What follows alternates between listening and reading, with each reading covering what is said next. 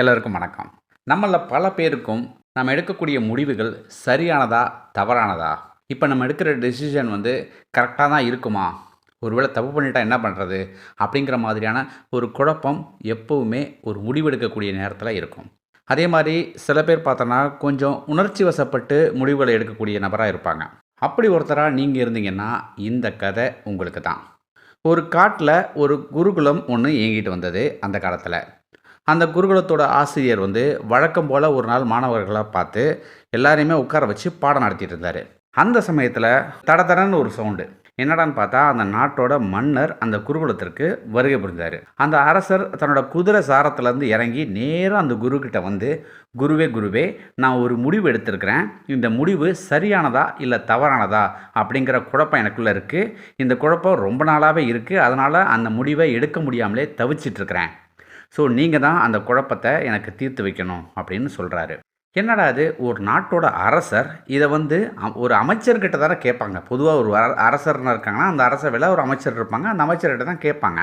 அப்படி அமைச்சர்கிட்ட கேட்காம, நம்ம குருகிட்ட கேட்கறாரே அப்படின்னு சொல்லி, ஒரு சீடனுக்கு ஒரு குழப்பம். அப்போ அவன் பக்கத்துல இருக்கக்கூடிய இன்னொரு சீடர்கிட்ட கேட்டான். இந்த மாதிரி மன்னர் ஏன் ஒரு அமைச்சர்கிட்ட கேட்காம நம்ம குருகிட்ட கேட்கறாரு அப்படின்னு சொல்லி.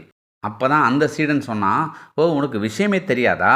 நம்ம மன்னர் நம்ம குருவோட முன்னாள் சீடர். அதனால நம்ம குரு எடுக்கக்கூடிய முடிவுகள் எல்லாமே சரியானதா இருக்குன்ற ஒரு அசைக்க முடியாத நம்பிக்கை நம்ம மன்னருக்கு இருக்கு. அதனால தான் நம்ம குரு கிட்ட கேட்குறாரு." அப்படின்னு சொல்லிக்கிட்டு இருந்தான். இந்த சமயத்தில குரு குரு என்னடான்னா, அந்த அரசர்கிட்ட அவர் எடுத்த முடிவு என்ன? அது சரியா தவறான்றத எப்படி சொல்றது? அப்படிங்கிற மாதிரி எந்த விதமான யோசனையும் குருவுக்கு கிடையாது. குரு எத பத்தியும் கேட்கவும் கிடையாது மன்னர்கிட்ட. மன்னரும் என்ன மாதிரியான முடிவு, அது என்ன விஷயம் அப்படின்னு சொல்லவும் கிடையாது. குரு ஒரு 3 கேள்வி தான் கேட்டாரு மன்னர பார்த்து. முதல் கேள்வி என்னன்னா, "அரசரே, நீங்க இந்த முடிவ அதிகப்படியான கோபத்திலோ, இல்ல அதிகப்படியான சந்தோஷத்திலோ, இல்ல அதிகப்படியான வருத்தத்திலோ எடுத்தீங்களா?" அப்படின்னு கேட்டாரு. அதுக்கு மன்னர் "இல்ல" அப்படின்னு சொல்லி பதில் சொன்னாரு. அப்போ 2வது கேள்வி கேட்டார் குரு.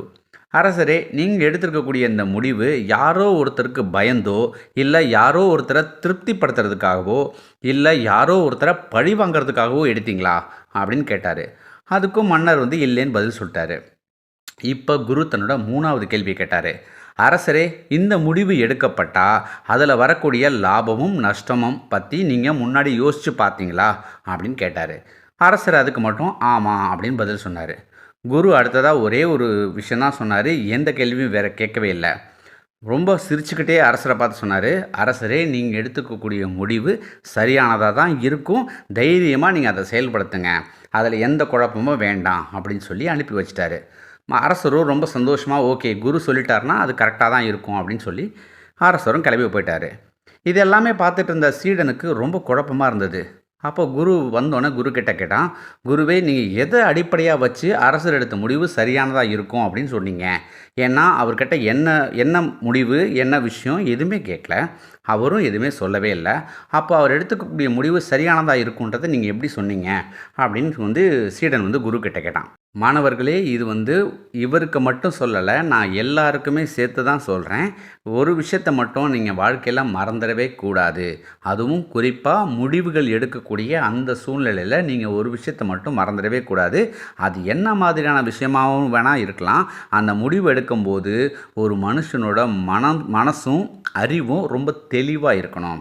இத எதுக்கு சொல்றேன்னா, ஒருத்தன் உணர்ச்சி வசப்படும்போது, அதாவது அது அதிகமான கோபமாவும் இருக்கலாம், சந்தோஷமாவும் இருக்கலாம், இல்ல வருத்தமாவும் இருக்கலாம். இந்த மாதிரி உணர்ச்சி வசப்படும்போது அவனோட மனசு தெளிவா இருக்க போறதே கிடையாது.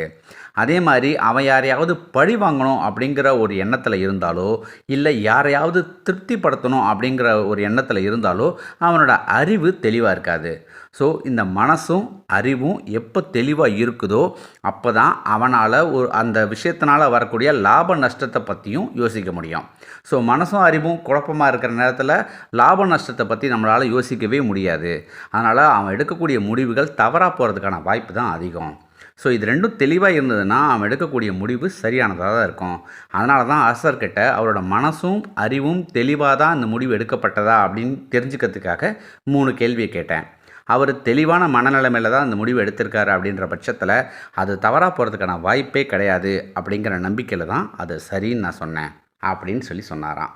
இதை கேட்ட சீடர்களுக்கு இன்னைக்கு ஒரு வாழ்க்கையோட ஒரு மிகப்பெரிய பாடத்தை நம்ம தெரிஞ்சுக்கிட்டோம் அப்படிங்கிற ஒரு மன நிறைவு அப்போ வந்துச்சு. ஸோ இந்த கதையை நம்மளும் நம்மளோட வாழ்க்கையில் ஞாபகம் வச்சுக்கணும். குறிப்பாக முடிவுகள் எடுக்கக்கூடிய அந்த சூழ்நிலை வரும்போது நம்ம உணர்ச்சி வசப்பட்டு ஒரு முடிவு எடுக்கிறோம் அப்படின்னு சொன்னால் அது கோபமாகவும் இருக்கலாம், வருத்தமாகவும் இருக்கலாம், இல்லை சந்தோஷமாக கூட இருக்கலாம். அந்த உணர்ச்சி வசப்பட்டு எடுக்கக்கூடிய முடிவுகள் அப்படிங்கிறது தவறாக போகிறதுக்கான வாய்ப்பு இருக்குது. அந்த தவறாக போச்சுன்னா அதனால் வரக்கூடிய லாபம் நஷ்டம் ரெண்டையுமே நம்ம தான் ஃபேஸ் பண்ண போகிறோம். ஸோ இதை மனசில் வச்சுக்கிட்டு மனசையும் அறிவையும் தெளிவாக வச்சுட்டு முடிவெடுத்தீங்கன்னா உங்களோட முடிவுகள் எல்லாம் சரியானதாக தான் இருக்கும். உங்களுக்கு நடக்கிறது எல்லாமே நல்லதாக தான் இருக்கும். மீண்டும் இதுபோல் ஒரு அருமையான கதைகளோட, அருமையான விஷயங்களோட நம்ம மீண்டும் சந்திப்போம்.